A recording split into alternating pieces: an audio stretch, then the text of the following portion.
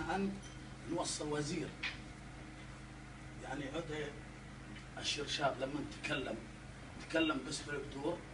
ولكن لمصلحة قبيلة وهو في نفس الآن يقدر أن يستغني عنها ويقول أنا بدري، لكن ليش تكلم بهذه الصيغة؟ لأن إنسان يدري أن هذا حظ وبغى ولا يعلى عليه، ونسب الهذال شيوخ العنزة أبا عن جد، وهذا شيء نفتخر فيه حنا.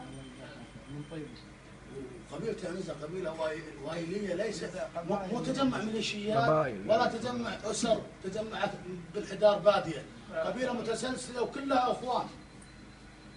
فيعني لو رادوا البدور أن يتحدون باكر ينزلون وزير من أي فخر من أفخاذ البدور يقدروه. واذكر لما نزلنا عادل الشرشاب وصار وزير، أنا لي قصيدة كانت فيها ويمكن كل البدور سمعوها، اللي يقول فيها: أسرجت خيل الشعر ورهيت مصراع، وصليتهن صلت بصير عماوي، صار نجالا برحشة وسط الأضلاع، واستاطنا في جوف قلب هواوي، يهوى يطوعهن على خير مطواع، قلب على رجز الموازين قاوي، لا ذعذع من الفكر بالراس ذعذاع، فز الخفوق وطنخة الراس هاوي، والعين لدت ما تبي خزرة القاع، صار النظر من جاش راسي سماوي، إشعاع جني داعب أبصار واسماع،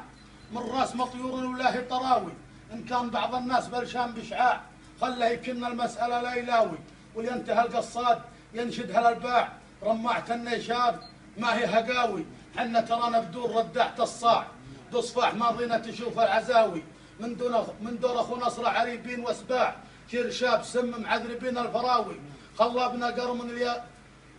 قرمن اليقال ينطاع، عابر سديد الراي ما هو عابر سديد الراي روضه زهاوي، عابر سديد قديمة القصيدة، عابر سديد الراي ما روضه زهاوي،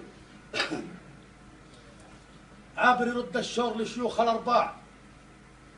يدبل ولا سلف ولا وراهم قفاوي، اللي حتى ابن التبير قال مضروب الأطباع، واللي حتى بالنون فك البلاوي، ونسولف